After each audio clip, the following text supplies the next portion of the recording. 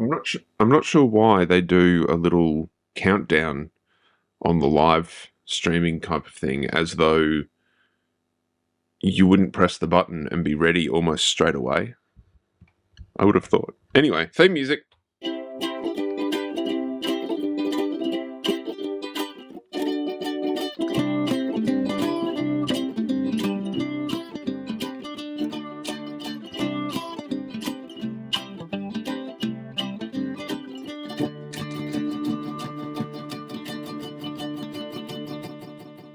Ah, it's fun. A lot of fun sometimes. I have gotten up. I've forced myself to get up. I'm amazed at how motivated I am lately to get up and get stuff done and do stuff, including talking to a camera and a phone, under some strange guise of um, broadcasting. I remember though, I did the thing that started off my, not love, but attempt at some kind of broadcasting. I just realized that I haven't got my other light on. And when I was, when I was checking the visual of the recording yesterday, I realized that I need much brighter light because you need to see all of the pores and all of the wrinkles. It feels amazing to think that people are concerned about their wrinkles and their things. It's like you can't avoid it. You're going to get old. You're going to get terrible. Yesterday, I'm pretty sure I was struggling, or I had a problem with audio. If anyone does want to comment and say that they can actually hear me, that would be very nice, and I would appreciate it. But until then, we will continue to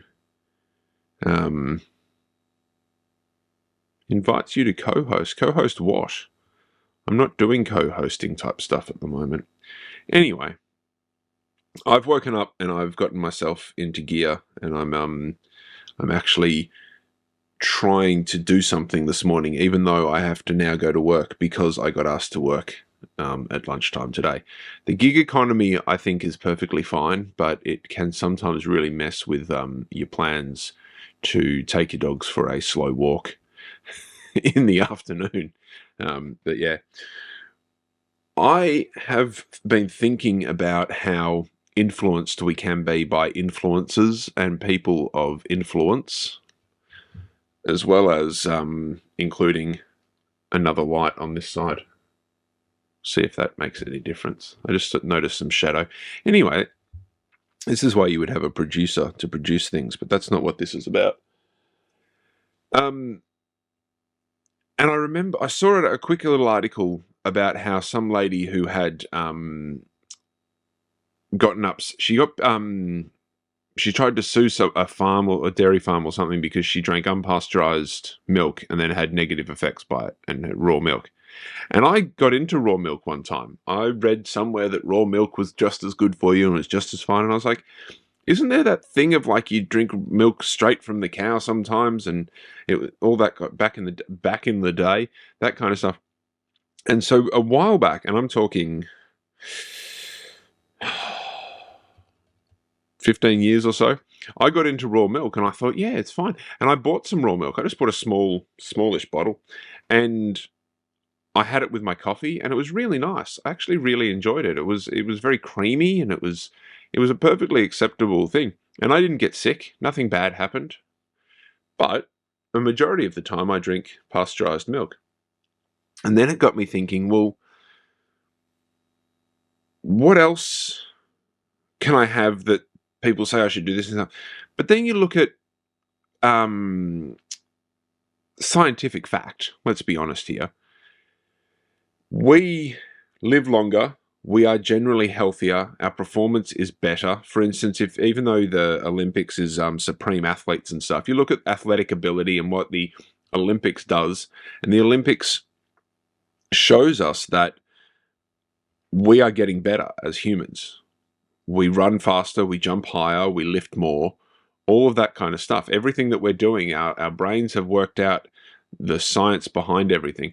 And even if you don't believe in using drugs for sports and for what's the word, for performance enhancing and stuff like that. Lance Armstrong is not dead. Even though Lance Armstrong used drugs after drugs after drugs and blood transfusion and all that kind of stuff, he's not dead. Some athletes have died from that kind of stuff, absolutely.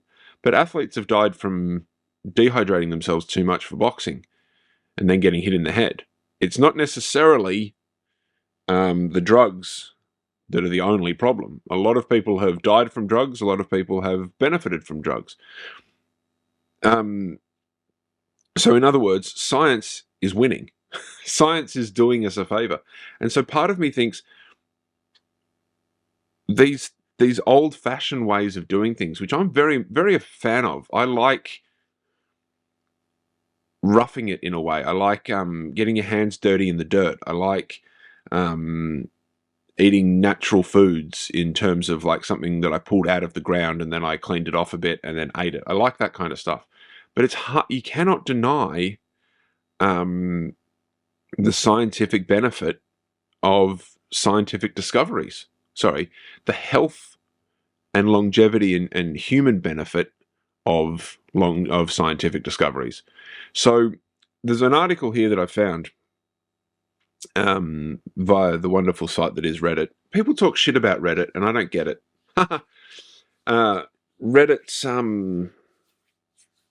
Reddit's just an example of the internet, in my opinion. But anyway, and I'll just use the headline to trigger some discussion. New type of hand sanitizing gel works longer without drying out your skin.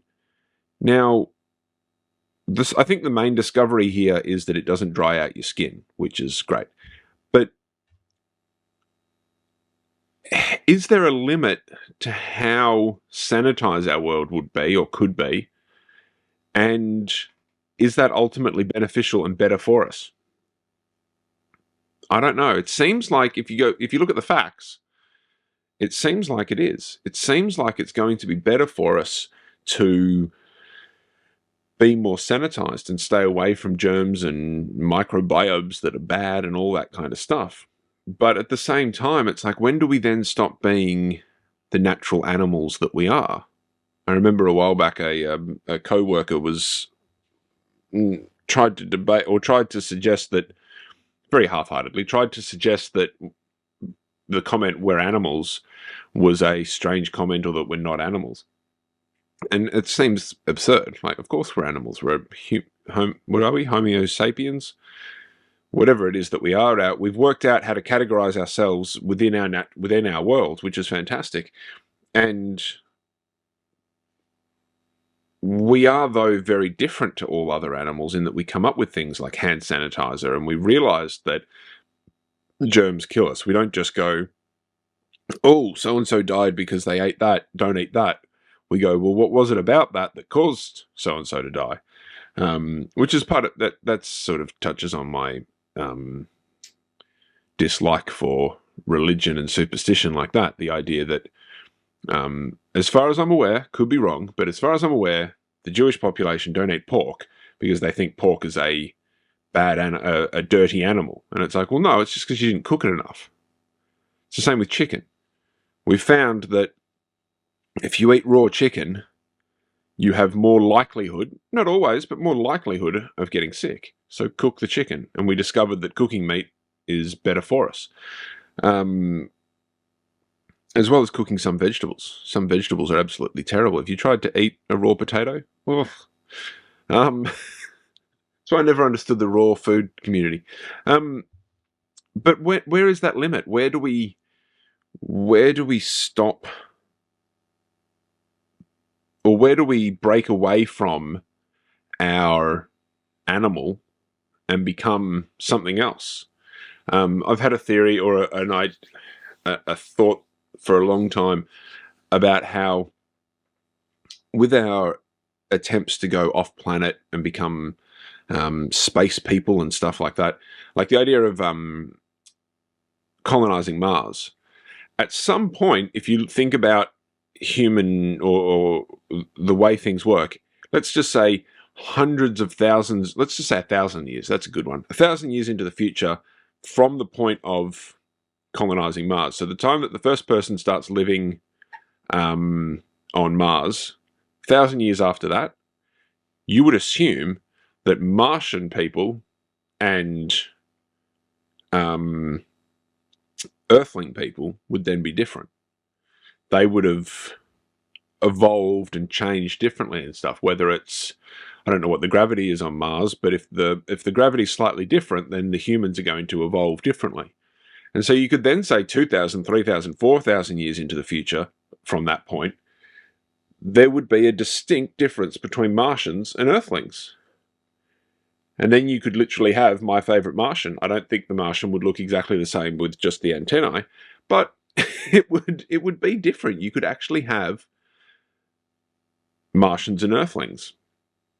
What about humans that live for thousands or evolve over time after thousands of years of living on a spaceship? And if you look at the way that our evolution has changed, oh, that was frustrating and annoying.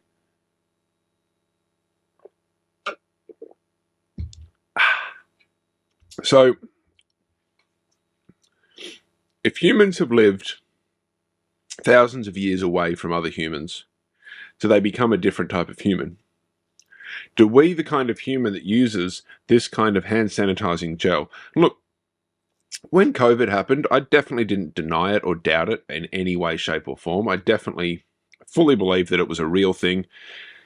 It absolutely happened. There's no doubt in my mind that we had a worldwide pandemic. I think the most likely situation is that it was a lab leak, to be honest. I don't think that's a racist thing. I think that's just a thing that happens. A leak could have happened in any country, in any place, in any town. And the way it spread around the world, that had been theorized as possible and likely for many, many years. There was doomsday preppers who were prepping for a worldwide pandemic because they saw the fact that it was possible, that it was going to happen. But I also was like, well, I've got an immune system. I'm not an overly cautious, clean person in that way. Like I wash and I shower, I'm clean, but I'm not I'll touch doorknobs and handles when I go out. I'm not one of those people that's like, oh, use your elbow. So I'm not overly worried or concerned or anything like that. And it didn't bother me. The fact that there was this pandemic thing happening, it didn't make me think, oh, life's going to go terrible. Now, admittedly, I was lucky. I was already a low-income individual. When the government here in Australia said people like me could just go on government payments and the government payments would be increased, I said, absolutely, I'm going to do that. I'm an introvert, so I got to literally stay at home and do practically nothing the whole time. It was fantastic. I'd take my dog for a walk and we'd all stay away from each other, which is also fantastic for me, my preference. So yeah, I had a great time. I thought the pandemic was fantastic. But the science behind everything,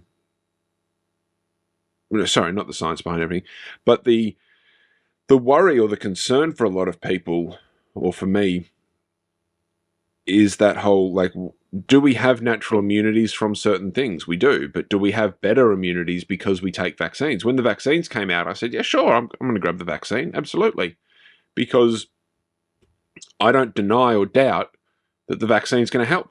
It's absolutely going to help. Vaccines have been shown to help and to do good things. The idea that it causes autism is just stupid. But are there negatives? There absolutely are. Some people have bad reactions to vaccines. And the problem is with a lot of medicine is you can't tell. But beforehand, until it happens, unless you do like these extensive, crazy amounts of tests. And look, I'm spitballing here and just randomly talking. What if when a baby's born, we do an extreme amount of tests to decipher or to find out what problems they potentially have in the future. What if that testing causes them traumas so that in the future their mental capacity is messed up? A friend of mine once suggested the idea, I don't know where she got it from, but suggested the idea that a traumatic birth was the first start of mental health issues. And I was like, oh, that's interesting. And then it turns out I remembered that I was a forceps birth. I wasn't coming out, so they got the forceps in and they grabbed me by the head and they just pulled me out. I wonder, are we perceiving the world and taking on things at a incredibly young age, i.e. at birth, to then cause us to have traumas in the future based on that experience and that event? I'm a big believer that tiny traumas at a young age cause massive problems in the future. It's one of the reasons why I A, don't want children, and B, am somewhat nervous around children, because I don't want to do a tiny little thing that then causes them to have issues in the future. I know personally when I've looked at and thought of things in my past, I have noticed certain events happened that I still think about and still worry about and am still experiencing the consequences of. Tiny little things. Good example is getting rejected by the first girl that I tried to chat up or whatever. Now, she did nothing wrong. It wasn't her fault. That she was very polite. But she was more advanced in the whole chit-chatting and talking to boys and all that kind of stuff than I was. I just wasn't good at it. And I overreacted to it, to the rejection. And then another kid made a joke about it. And in my head, at least, it was a thing of like, oh, well, I'm an idiot. I'm a dickhead. I shouldn't have done that. It was stupid. And it's like, well, it wasn't really that stupid. I tried to buy a girl a drink, and she said no. And I went, okay. I didn't get angry. I didn't make a thing about it or anything. But I think that event has shaped me in the future, or from that event to now, in a very negative way. And again, no one's fault. No one did anything technically wrong, but the way my brain works, it took that on. So, is it the case, or is it possible that if we do things to young children that we think are in our in their best interests, i.e. medical tests, even vaccines at a young age, like we now give kids so much more, or so many more vaccines, which again, I don't see the problem with, but could it have problems? Could becoming so scientific and so advanced with our sanitizers and our all that kind of stuff be a problem in the future? I think we have to worry, or we have to use the facts, and we have to notice the facts, and we have to do the studies and the tests of the facts before we can really say yes or no. I don't think some idiot on the internet just philosophizing and talking about it going, well, I drank raw milk once and it was fine. That's probably not the way to do, or to establish our beliefs on these things. We probably need to have a much better understanding, or a much better, what's the word? I can't think of the right word. But we need to use the facts, don't we? We need to look at the absolute truth as opposed to our feelings, and something that even if it makes sense to us, we have to change based on the facts.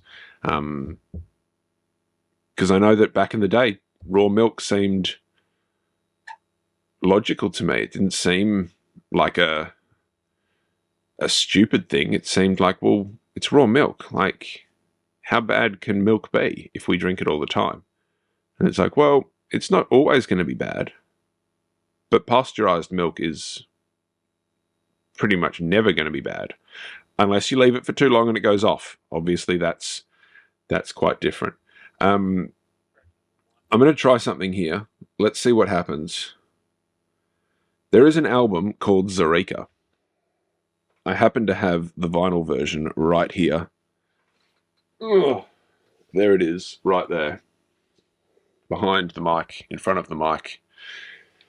It is a 4-record or 4 CD originally set by the Flaming Lips. What you have to do with this record is you have to take all 4 discs, put them on 4 different players, and press play at the same time. And so you pretty much need to grab friends over to do it. If you've got, if it's on vinyl like that, you're going to have to get 4 turntables. If you get 4 turntables and 4 stereos, you've then got 8 speakers all around you, which is fantastic. Plus, you've got to try and do needle drops at the right time, all that kind of stuff. If you've got the CD players, it's much easier. And that's that all then plays up. All those tracks sync up into making one song, one experience to listen to. And what I'm going to try and do right now is play track number 1 from that. Hopefully Warner Brothers doesn't get upset with me. And hopefully the audio works, because I realized that I can probably... Yesterday we had I had a slight issue with the audio from over there not being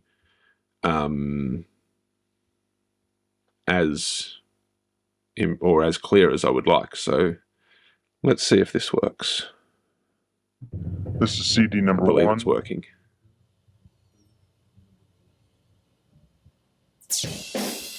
So what I've realized has happened here. I've hit play on this, and the track's called Okay, I'll Admit That I Really Don't Understand. But what I've done is I've hit it on, it's just disc 1. So this is only a quarter of the music. But that's kind of fun sometimes, isn't it? That's one of the things I like about Zarika, is that you can listen to it and you recognize the track, but you're able to mix it and master it and do that kind of stuff with it. So this is track number 1.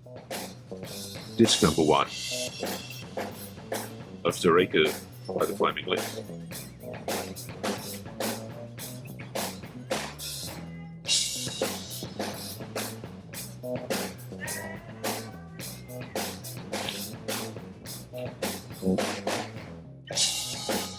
And so from a podcasting point of view, this is not that great.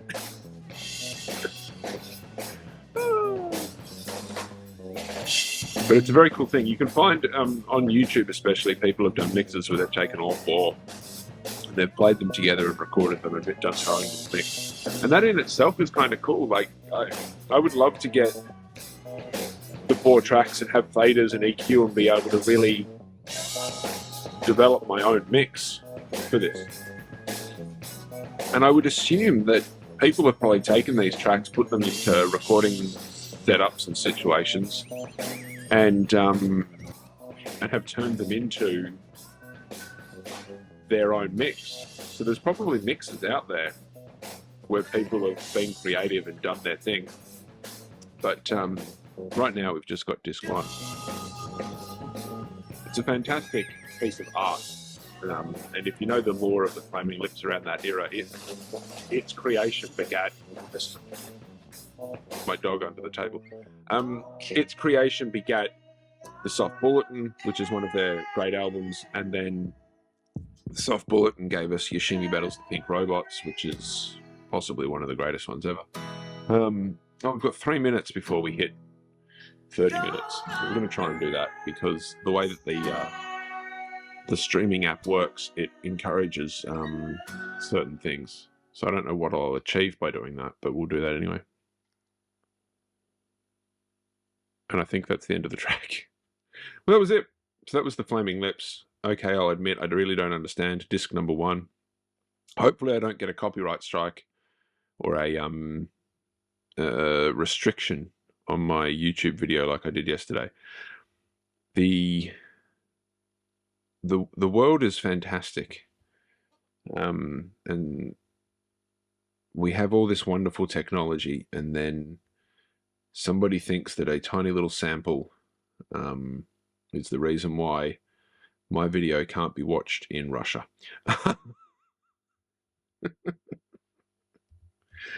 I don't think anyone in Russia is any more interested in what I'm doing than anyone in Australia.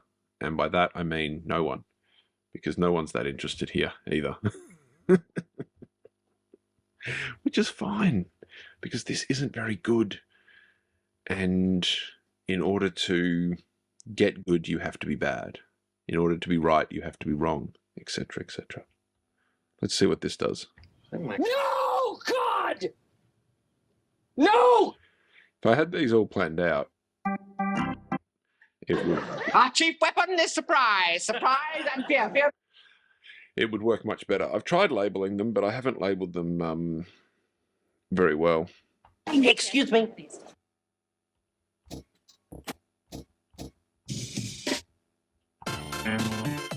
That's pretty good. I like that one.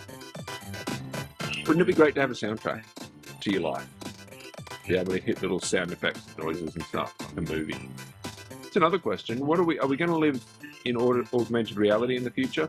Are we going to all wear goggles and have things flashing up and stuff like that? Or are we going to live in the reality of the world and stuff like that? If we go camping and hiking, are we going to live in the bush and in the thing? Or are we going to have bits of information popping up on our screen saying, oh, this is this type of tree and that's that type of tree and this would be good for this and that would be good for that?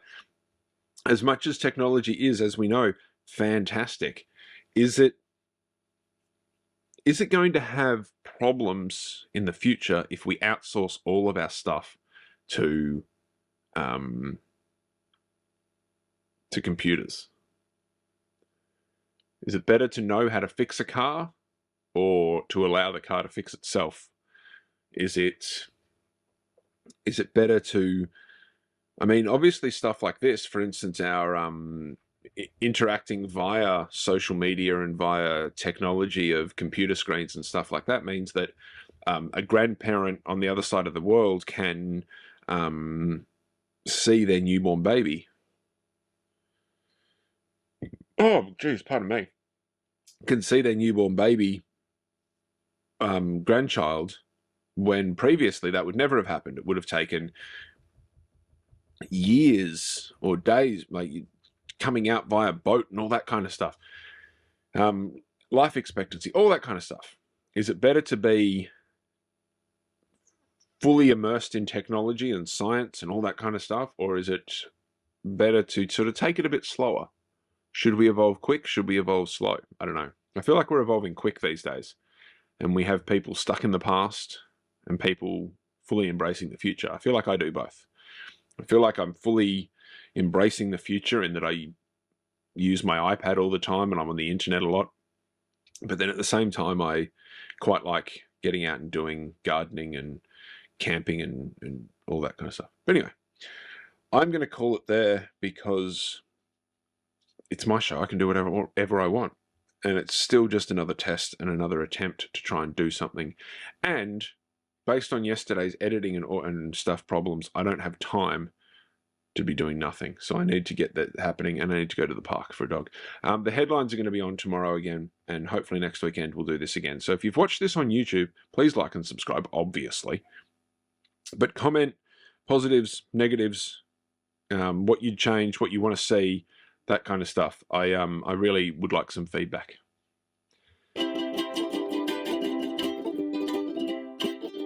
This has been the Weekend Freakout, Sunday, 17th of August. Bye.